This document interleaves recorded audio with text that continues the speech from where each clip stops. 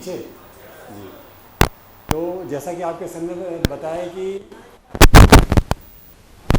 विभिन्न रूपों से देश की सेवा करना चाहिए, डिफेंस सर्विसेज भी एक तरीका है। वैसे आप जो भी देश के लिए करेंगे, किसी भी क्षेत्र में जाके सेवाएं देंगे, वो भी सेवा ही है। ऐसा नहीं है कि फौज में जाने के बाद ही, आर्म फोर्सेस में जाने के बाद ही डिफेंस में ईमानदारी, मेहनत से और सच्ची लगन से करें देश के प्रति, वही देश की सेवा है। अब मैं, क्योंकि मैं इस फील्ड में रहा हूँ, तो इसके बारे में बताना चाहता हूँ, है ना। आप लोगों की जनरली एज कितने, किस एज ग्रुप के हैं आप लोग? 20 से 24 के बीच में लगभग प्राय सभी, थोड़ा ऊपर भी चलेगा, कोई प्रॉब्लम नहीं, ठीक है। सबसे पहले मैं ये बताना चाहूँगा कि भारतीय सेनाओं में 3 चीज़ें आती हैं, आर्मी, नेवी, एयरफोर्स, और कोई नहीं आता। भारतीय सशस्त्र सेनाओं में only 3 services, army, navy, air force. बाकी पैरामिलिट्री फोर्सेस में आते हैं, सेंट्रल आर्म फोर्सेस में आते हैं, पर इंडियन आर्म फोर्सेस में सिर्फ आर्मी, नेवी, एयरफोर्स, जिसका काम दुश्मनों से लड़ना है, देश के दुश्मनों से, ठीक है। नाउ कहा जाता है कि ये एक नौकरी नहीं है, आर्मी, नेवी, एयरफोर्स की नौकरी। मैम बैठिए, प्लीज बैठिए। आर्मी, नेवी, एयरफोर्स की नौकरी नहीं है। क्या है ये? एक जीवन जीने का तरीका है, ए वे ऑफ लाइफ। इसका कारण है, जब मैं ये सुनता था आज से 30-35 साल पहले, 35 साल पहले जब मेरा सिलेक्शन हुआ था, तो सर एक मिनट थोड़ा सर, तो जब मेरा सिलेक्शन हुआ था तो मुझे ये पता नहीं चला कि ये कहते क्यों हैं ऐसा। जब मैं वहाँ पहुँचा तो मेरी आंखें खुली की खुली रह गई। इतनी सारी चीज़ें आपके सामने आती हैं, मतलब आप जो पिक्चरों में दिखता है ना कि वो फौजी ने यूनिफॉर्म पहन ली, बंदूक ले ली, हवाई जहाज उड़ा लिया, शिप चला लिया, नहीं, इसके अलावा भी बहुत सारी चीज़ें हैं। आपके पास बेटा बात करना हो तो बाद में बाहर कर लेना यार, बहुत टाइम है आपको बात करने के लिए। अगर बात करना है तो आप बाहर जा सकते हैं, ठीक है। सबसे पहले फौजी के सामने इनडिसिप्लिन मत होना, अनुशासन मत होना। तो बहुत सारी चीज़ें ऐसी हैं कि फ़ौज में जाने के बाद में आपकी पूरी पर्सनालिटी 360 डिग्री चेंज हो जाती है। कैसे जाते हैं? जब अपनी पुरानी फ़ोटो देखता हूँ, मैं अपनी पुरानी कल फ़ोटो देख रहा था रात में, फ़ोटो खींच के अपनी डॉटर को भेजी मैंने। मुझे खुद ये विश्वास नहीं होता कि मैं ऐसा था और ऐसा हो गया। किसी ने लक्ष्य मूवी देखी है ऋतिक रोशन की? लक्ष्य बहुत पहले आई थी, 20 साल पहले। देखना आप, अच्छी मूवी है, आर्मी के ऊपर बनी है, और जो भी उसमें दिखाया वो काफ़ी हद तक सही है। एक सिविलियन था, उसके बड़े बड़े बाल, रात में देर से सोता था, सवेरे जल्दी उठता था। जब वो आर्मी में गया ऑफिसर बनने के लिए, सारी चीज़ें चेंज हो गई, और उसके बाद वो कैप्टन विक्रम बत्रा के ऊपर पिक्चर बनाई गई थी, है ना। तो ये इतनी कहानी सुनाने का मेरा मकसद ये है कि आप लोग, आपको मोटिवेट करना है। मेरा मकसद ये है कि आपको मैं उत्साहित कर सकूं कि इतनी अच्छी सर्विस में जाओ, क्योंकि इतनी बढ़िया सर्विस जहाँ पे आपका पूरा ध्यान रखा जाता है, एक एक चीज़ का ध्यान रखा जाता है, एक परिवार की तरह है। जब आप जाते हो तो आपको सिर्फ अपनी नौकरी करनी है मन लगा कर, बाकी सारी चीज़ों का ख्याल वो सर्विस आपका ध्यान रखती है, आपके परिवार का, आपके मेडिकल फैसिलिटीज़ का, आपके खाने का, आपके यूनिफॉर्म का, आपके खेलने कूदने का। यहाँ कितने बच्चे खेलते कूदते हैं? कोई गेम्स खेलते हो? खेला करो। खेलते हो? क्या खेलते हो आप लोग? अच्छा, वेरी नाइस। जो भी गेम खेलते हो तो कहीं ना कहीं आपको फैसिलिटी ढूंढनी पड़ती है, या उस फैसिलिटी के लिए आपको पैसे देना पड़ते हैं। आर्म फोर्स के अंदर आपको किसी भी फैसिलिटी के लिए कोई पैसे देने की ज़रूरत नहीं है, सारी बढ़िया फैसिलिटीज़ एक से एक। अभी जैसे मैं रिटायर होने के बाद में भोपाल का एक क्लब है जिसको बोलते हैं डिफेंस सर्विसेज ऑफिसर्स इंस्टीट्यूट, उसका मेंबर हूँ मैं। उसमें महंगे से महंगे गेम, मैं मेंबरशिप की बात, मेंबरशिप में मुझे हर साल 10,000 रुपये देने पड़ते हैं, कोई ज़्यादा नहीं है। सारे गेम्स में खेल सकता हूँ, टेनिस खेल सकता हूँ, गोल्फ खेल सकता हूँ। गोल्फ खेलना अपने आप में बहुत महंगा गेम है। गोल्फ खेल सकता हूँ, स्कॉच खेल सकता हूँ, जो मैं खेलता हूँ। स्कॉच होता है एक दीवार के अंदर, दीवार में गेंद मारते हो, दूसरा मारता है, फिर आप मारते हो, ठीक है। स्विमिंग कर सकते हो, जिम जा सकते हो, ठीक है। आपकी ऐसी फैसिलिटीज़ हैं जो आपको कहीं नहीं मिलेंगी। तो मेरा आपसे अनुरोध ये है कि आप लोग अपना मन बनाइए और फौज में जाने के लिए तैयार रहिए। अच्छा, जो सर ने आपके जो जनरल श्याम श्रीवास्तव का नाम लिया है, वो हमारे बहुत सीनियर हैं, और उनकी लीडरशिप में हमने एक छोटा सा एक एकेडमी, एक प्रयास किया है, एक अच्छी एकेडमी बनाई है। स्कोप ग्लोबल यूनिवर्सिटी है, स्कोप ग्लोबल स्किल यूनिवर्सिटी मिसरौत के पास में है। उसके अंदर हमने एक डिफेंस एकेडमी बनाई है, जिसमें हम NDA, CDS, FCAT, अग्निवीर सबकी तैयारी कराते हैं, रिटन और फिजिकल और SSB, सारी कंप्लीट A to Z। मैं आपसे ये नहीं कह रहा हूँ कि आप ज्वाइन करिए, आज आप आके उस कैंपस को देखिए ज़रूर, जो हमने फैसिलिटीज़ बनाई हैं। आप में से जो भी बच्चा इच्छुक है जाने के लिए, आप उसको उस एकेडमी को आके देखिए। उसकी जो फैसिलिटीज़ हैं जो हमने मुहैया कराई हैं, जो उसमें हैं अवेलेबल, उसको आके आप प्लीज़ देखिए।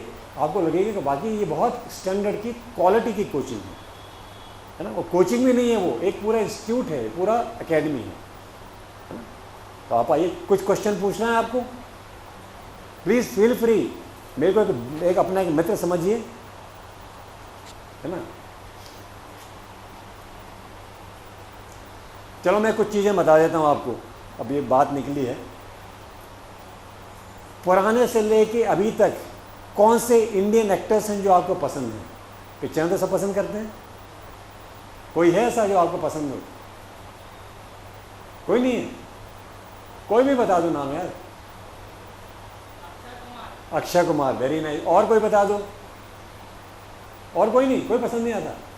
अमिताभ बच्चन किसी को पसंद नहीं है? नहीं है किसी को भी नहीं? कोई बच्चे को अमिताभ बच्चन पसंद नहीं? चलो, कोई भी हो, चाहे अक्षय कुमार हो चाहे अमिताभ बच्चन हो, आप जिनको हम एडोर करते हैं, जिनके फ़ैन हम लोग हैं, वो इस मुकाम तक क्यों पहुँचे हैं? क्यों? क्योंकि अपने प्रोफेशन के प्रति जो भी कर रहे हैं उसके प्रति वो कमिटेड हैं, पूरे ईमानदार हैं, है ना। उसके अलावा बिल्कुल फोकस्ड है कि मुझे ये करना है। इस ज़िंदगी में आपको जो भी करना, मैं ये यहाँ नहीं कह रहा हूँ कि फ़ौज में जाओ, जो भी करना है आपको फोकस होके करिए। आप यहाँ बैठे हैं, इसका मतलब कुछ ना कुछ आप बनना चाहते हैं, है ना। जो भी जिस चीज़ के लिए भी कोचिंग के लिए आए हैं आप, उसके प्रति बिल्कुल फोकस रहिए, ठीक है। दूसरी चीज़ जो आपको आगे बहुत लेके जाएगी, आप किसी भी प्रोफेशन में जाओ या नौकरी करो, बिजनेस करो, खेती करो, जो भी करना करो, हमेशा एक जो चीज़ है जिसको हम अंडरमाइन करते हैं, जिसको हम बड़ा लाइटली लेते हैं, वो किताबों का नॉलेज। हम किताबें बिल्कुल नहीं पढ़ते। पहले पढ़ते थे क्योंकि उस टाइम मोबाइल वगैरह नहीं थे, तो थोड़ा बहुत पढ़ लेते थे। अब बिल्कुल नहीं पढ़ते। किताबें धीरे धीरे बंद हो गई। जो भी चीज़ें छुपी हुई हैं आज किताबों में छुपी हैं, पूरे खजाने किताबों में छुपे हैं, ठीक है। आप में से गांव के कितने लोग हैं? कौन से गांव के हो? बैतूल के पास है, वहीं पे स्कूल किया आपने, कॉलेज वगैरह वहीं से किया। मैं भी एक गांव का हूँ।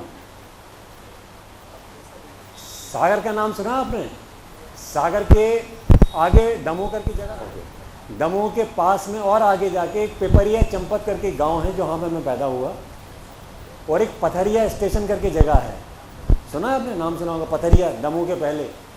वहाँ मैं पला बड़ा हूँ। टाट पट्टी भी नहीं होती थी हमारे स्कूल में, नीचे बैठते थे और बुरा लेके जाते थे अपना। मेरी मदर ने वो पुरानी दरी का काट के बना दिया था, तो लेके जाते थे बस्ते में। आज तक जिस मुकाम पर भी मैं पहुंचा हूं, उसके पीछे दो चीज़ों का बहुत बड़ा योगदान है। पहला योगदान है किताबों का, क्योंकि मेरे फादर हायर सेकेंडरी स्कूल में लेक्चरर थे, बाद में वो प्रिंसिपल बन के रिटायर हुए। उन्होंने बोला कि पढ़ो, तो मैं कोर्स की किताबें भी पढ़ता था, मैगजीन भी पढ़ता था, बाकी किताबें भी पढ़ता था, प्रेमचंद की उपन्यास भी पढ़ता था। तो पढ़ने की एक आदत डल गई। फिर मेरा एक सिलेक्शन हुआ, क्योंकि मैं पढ़ाई में अच्छा हो गया, तो मेरा सिलेक्शन हिंदी मीडियम का था पूरा, इंग्लिश मुझे बिल्कुल नहीं आती थी। मेरा सिलेक्शन हुआ एक अच्छे स्कूल में पढ़ने के लिए, जिसका नाम था सिंधिया स्कूल ग्वालियर, जिसकी उस समय आज से 40-42 साल पहले फीस थी, 44 साल पहले फीस थी 3.5 लाख रुपए। उस समय 3.5 लाख मतलब आज के पता नहीं कितने होंगे। अभी उसकी फ़ीस करीब 14.5 लाख है। तो मैं तो अफोर्ड नहीं कर सकता था। मेरे फादर के पास उनकी तनख्वाह मुश्किल से 700 रुपये थी उस टाइम, 650-700 रुपये। बड़ी मुश्किल से एक जोड़ी कपड़े हम लोग खरीद पाते थे। तो जब वहाँ पहुँचा मैं, तो बड़ा कॉन्फिडेंस में पहुँचा, सिलेक्शन हो गया। लेकिन जब पहुँचा तो बिजली गिरी। बिजली इसलिए गिरी क्योंकि हिंदी मीडियम का था, इंग्लिश आती नहीं थी। सब बच्चों ने मेरा मजाक, जो वहाँ पे सारे इंग्लिश मीडियम से आए हुए थे, बड़े बड़े रईस जिनकी फैक्ट्रीज थी। एक बच्चा तो ऐसा था कि पूना से उसके फादर हवाई जहाज़ में खुद का हवाई जहाज़ लेके आते थे, खुद चला के, ऐसे ऐसे अमीर। अब उन बच्चों ने मेरा मजाक उड़ाना शुरू किया। अब मेरे सारे अच्छे दोस्त हैं, मेरे क्लासमेट हैं, मेरे को मजाक उड़ाना शुरू किया। मेरा नाम रख दिया कि यार ये तो हिंदी मीडियम का देसी आदमी है, ये वो। मैं बिल्कुल हिल गया और मैंने अपने फादर को चिट्ठी लिखी कि मैं आना चाहता हूँ, मैं इससे ज़्यादा टॉर्चर नहीं सह सकता। मैंने हाथ खड़े कर दिए। मेरे फादर आए और परमिशन लेके एक दिन मेरे को सिटी घुमाने ले गए और उन्होंने बताया कि बेटा तूने पूरी 2 साल मेहनत की है, तुम इतनी जल्दी हिम्मत हार गए, लाना था तुम पर, तुम ज़िंदगी शुरू हुई, तुमने हिम्मत हार दी। थोड़ा लड़ तो लो 1 साल, ठीक है, फेल हो जाना कोई बात नहीं, 1 साल में आए तुम्हें हम निकाल लेंगे, 1 साल तो कर लो। मरता क्या ना करता, आ गया। लकीली मेरे को 2 बहुत अच्छे टीचर मिल गए, एक हिंदी के और एक इंग्लिश के। मेरी हिंदी मैथमेटिक्स बहुत अच्छी थी, बाकी चीज़ें भी अच्छी थी, लेकिन लिखना नहीं आता था। इंग्लिश में जानता था लेकिन लिखना नहीं आता था। मैथ्स में 100 आउट ऑफ 100, हिंदी में 90 आउट ऑफ 100 हिंदी में मिलते नहीं थे किसी को। तो जो हिंदी के टीचर तुमने बुलाया ही से हो कि जैन सर,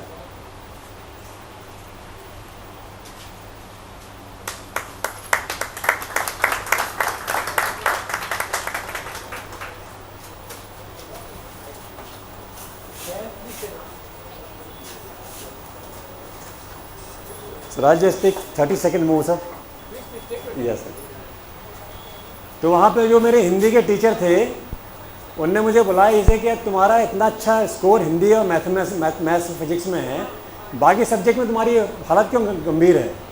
तो मैं रो पड़ा, भरा हुआ था तो रोक दिया मैंने।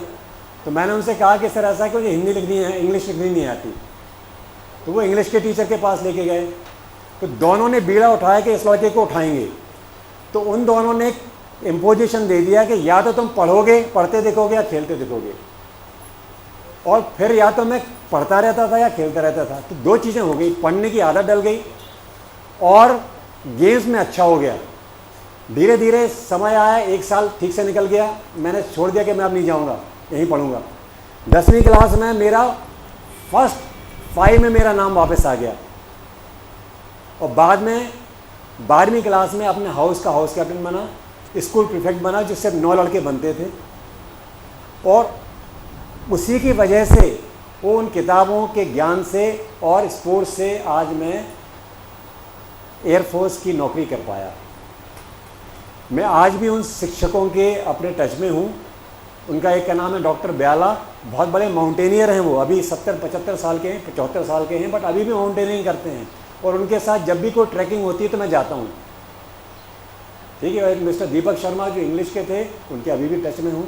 कम से कम 5 सितंबर को मैं उनको ज़रूर फ़ोन करता हूँ, प्रणाम बोलता हूँ उनको।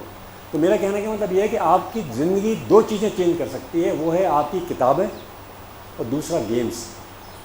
अगर ये कर लोगे तो फ़ौज की नौकरी के प्रति आपका मोटिवेशन अपने आप जाग जाएगा। Thank you very much. जय हिंद।